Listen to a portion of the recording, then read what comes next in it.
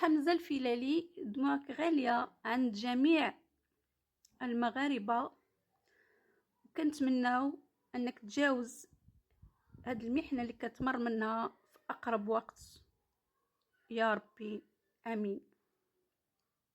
وكلنا معرضين للابتلاء، ولا احد معصوم من الخطأ. الاخ حمزة، كيف ما صرحتي انك تقاتلتي باش توصل، ولكن للاسف خديتي واحد المسار الغلط. وعلى نياتكم ترزقون.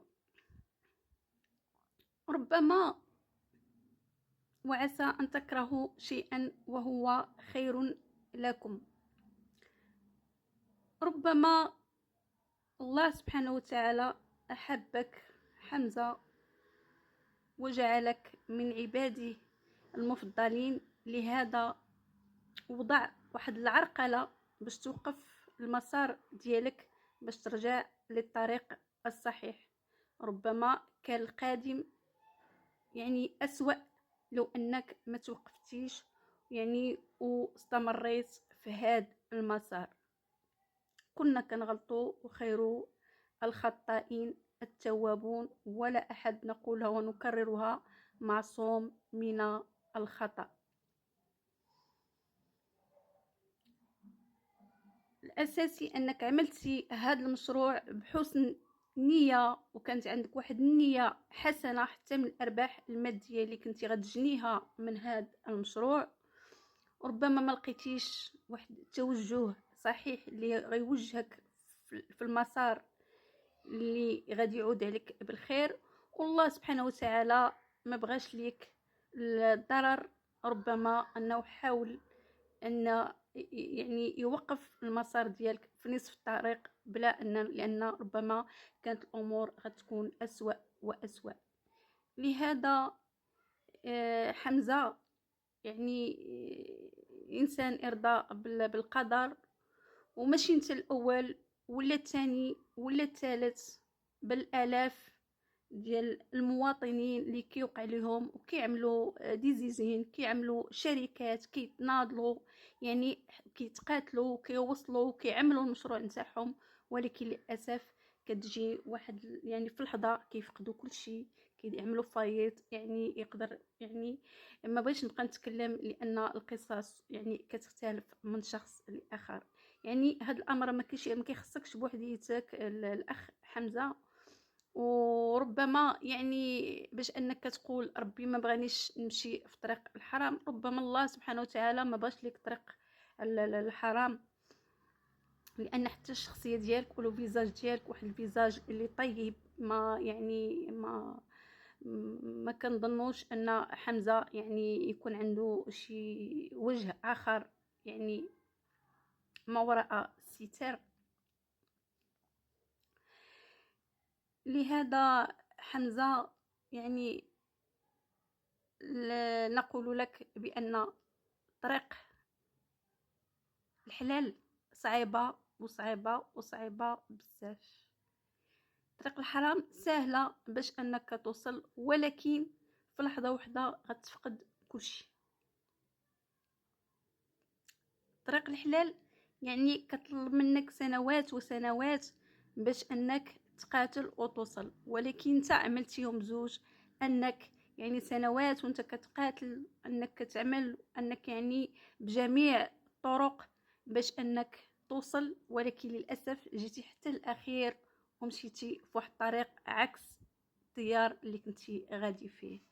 لهذا حمزة كنتمناو من الله سبحانه وتعالى انك ترجع للطريق الصحيح، وربما حتى التوجه، لانه الانسان ملي كيمشي لواحد ما تفهمهاش بان الحرام ما عطاكش، او ربما ممكن يكون حتى التوجه ان ما لقيتيش التوجه الصحيح اللي يغير لك الطريق باش انك تمشي في هذا المشروع.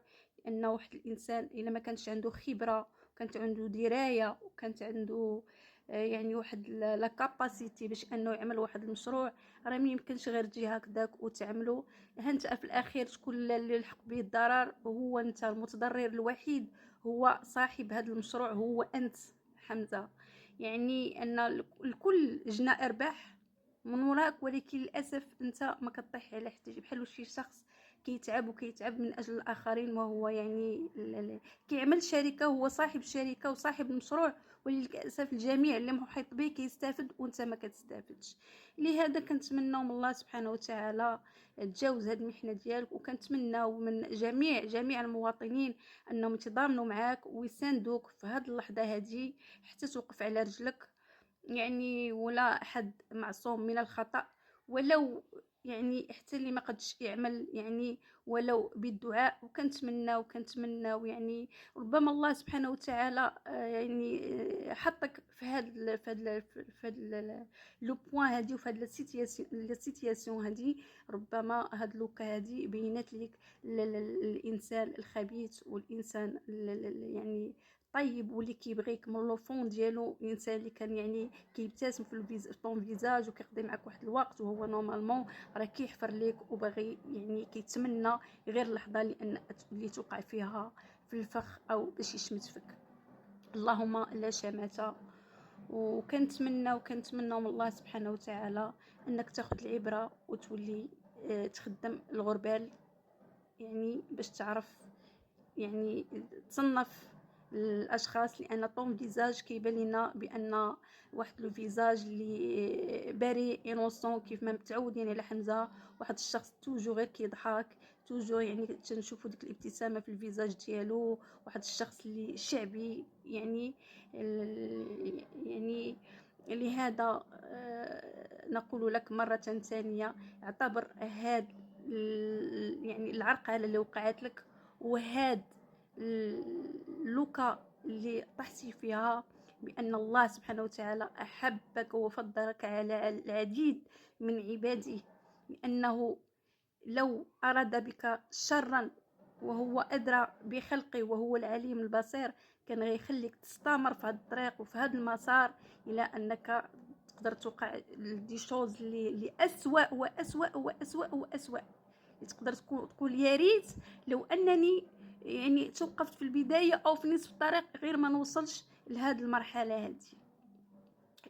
لهذا الأخ حمزة كنشكروك مرة ثانية كمواطنين كنحبوا الشخص حمزة كمواطن مغربي وكمواطن يعني مشهود له يعني الفيزاج ديالك هو يعني كيحكي وكيبين لنا نوع الشخصية ديالك، يعني كيقرا الملامح ديالك، كتقرا حمزة لو فونت حمزة والاعماق حمزة كشخص محبوب لدى الجميع يعني. وكنتمنى من الله سبحانه وتعالى انك تمر من هذه المحنه هذه وتجاوزها يا ربي بسهوله وفي اقرب وقت. وكنتمنى من المواطنين واي مواطن انه قد انه لديه الاستطاعه باش انه يمد لك يد المساعده. وكنتمنى الاصدقاء والناس اللي كتعرفك والناس اللي كانوا معك في الدومين باش انهم يشدوا بيديك ويقدموا لك يد المساعده. وهذه هي اللحظه اللي كتعرف فيها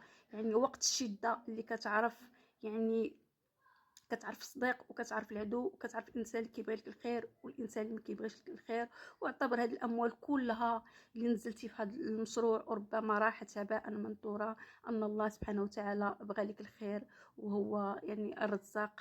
الله سبحانه وتعالى ما عرفتيش شنو جايب لك في الطريق، ربما حياتك تقدر تحسن للافضل وللاحسن. ويعني وكلنا معرضين للابتلاء يعني، واللي كيشمت في اخيه يعني كيف ما بغى يكون يعني راه يعرف بان اليوم عليا وغدا عليك.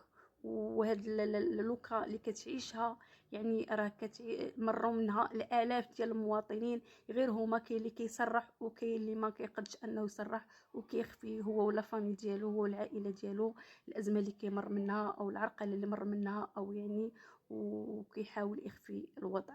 لهذا الاخ حمزه الله يسر ليك والله يسهل ليك. وكنتمنى يا ربي في اقرب وقت يا ربي. وما بغيناش لك هاد